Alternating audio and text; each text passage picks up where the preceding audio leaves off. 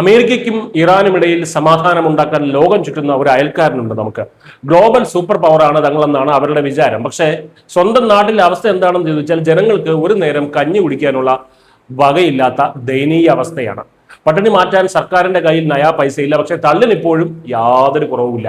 പറഞ്ഞു വരുന്നത് സാമ്പത്തിക തകർച്ചയിലും കടക്കടിയിലും മുങ്ങിത്താഴുന്ന നമ്മുടെ സ്വന്തം അയൽക്കാരനായിട്ടുള്ള പാകിസ്ഥാനെ കുറിച്ച് തന്നെയാണ്.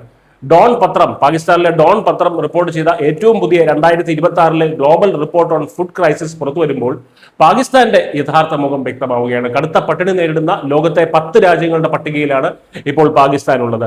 യുദ്ധം തകർത്ത് അഫ്ഗാനിസ്ഥാൻ, സുഡാൻ, യമൻ എന്നീ രാജ്യങ്ങൾക്കൊപ്പമാണ് പാകിസ്ഥാന്റെ സ്ഥാനം എന്ന് കേൾക്കുമ്പോൾ തന്നെ അവസ്ഥയുടെ ഭീകരത മനസ്സിലാക്കാം.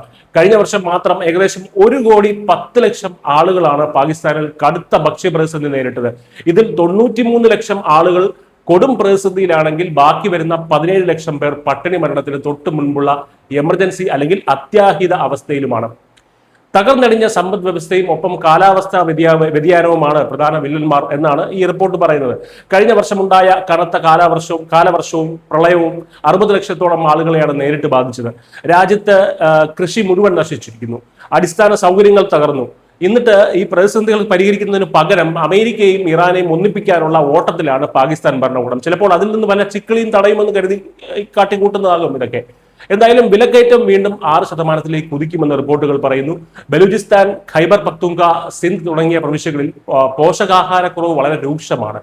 ഇതിന്റെ കൃത്യമായിട്ടുള്ള കണക്കുകൾ ശേഖരിക്കാൻ പോലുമുള്ള സംവിധാനങ്ങളോ ഡാറ്റയോ പോലും ഈ സ്വയം പ്രഖ്യാപിത സൂപ്പർ പവർ രാജ്യത്തിനില്ല എന്നതാണ് മറ്റൊരു വലിയ തമാശ.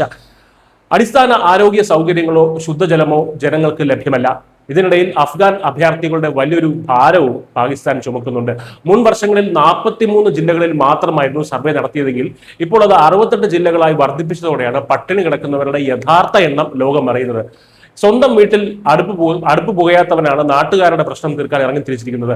ലോകത്തിന് മുന്നിൽ ഷൈൻ ചെയ്യാൻ ശ്രമിക്കുന്ന തിരക്കിൽ സ്വന്തം ജനതയെ പട്ടിണിക്കിട്ട് കൊല്ലുകയാണ് അവിടെ.